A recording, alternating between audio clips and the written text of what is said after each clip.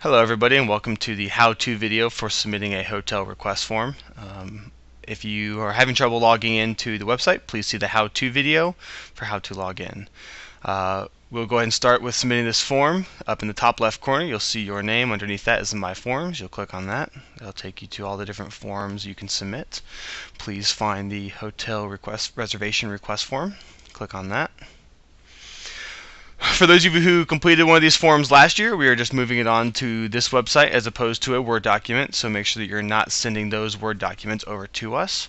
It is basically the same information as last year, just in this format now.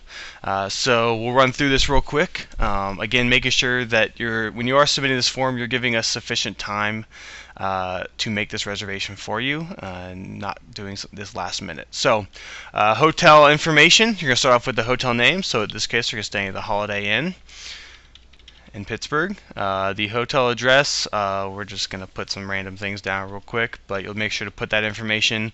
That will help us to ensure that we are putting the reserving this through the correct hotel. We don't want to send you to the wrong one. So make sure that you're putting that information down that matches up. Hotel phone number. Please make sure that you are getting the actual local phone number for them.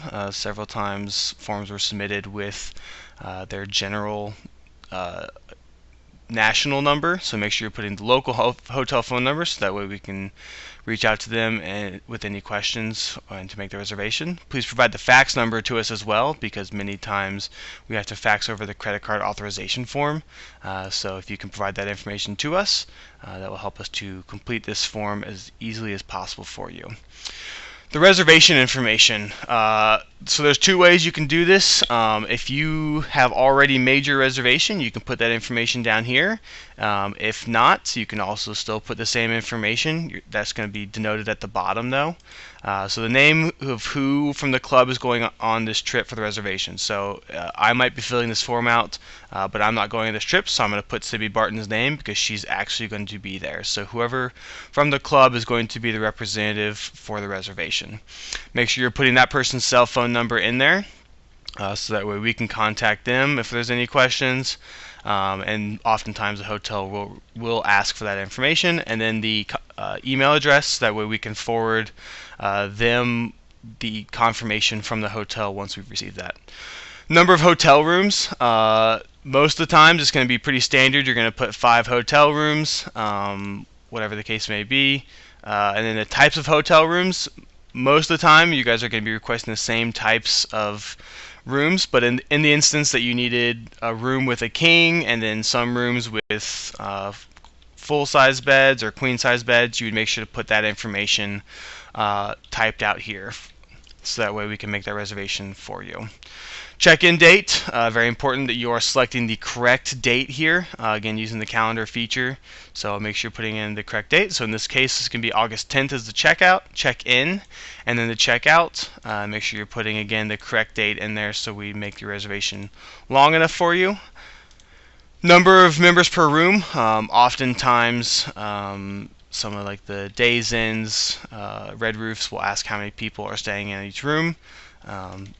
Please be aware that some hotels do charge an extra fee for having more than 2 adults in a room, but that information was a question we'll need to answer.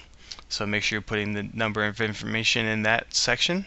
Moving on to the next 2 sections is the anticipated room rate per night. So when you are looking up the hotel rooms, you should see how much you see that hotel costing, how much you're anticipating paying for that, and then anticipating for a lag time for when you submit this to us and we actually get around to making the reservation.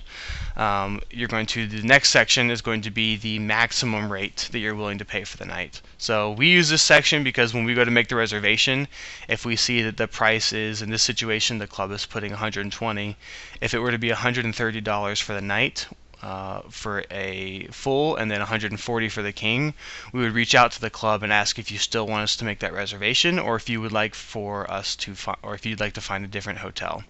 So that's where that information comes into effect for us, so make sure you are filling that out accurately.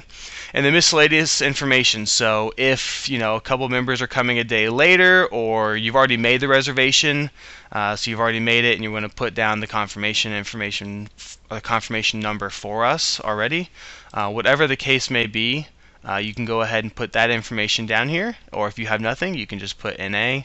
Sometimes the form is pretty simple and there's nothing extra to add. So again, the more information you provide us, the better.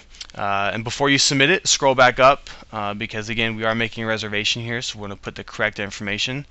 Make sure we have the correct hotel, address, phone number, fax number, the correct date, and information of the person who's going to be the primary name on the reservation. Double, triple checking the check-in, check-out date. Really don't want to mess that up.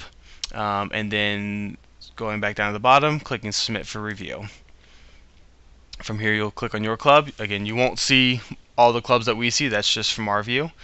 On the top right corner, you'll get the green success bar. That's you know you've successfully completed that form. Please don't hesitate to reach out to us within a couple business days to follow up with us if you haven't heard anything. Or you could just shoot us an email saying, hey, we did submit this, especially if it's close to the deadline for when you are traveling for your trip. That way we know to go in and check that if we have already done it that day or we are very busy. We can make sure that that does get reviewed. So it doesn't hurt to follow that up with an email just stating that you have submitted that form.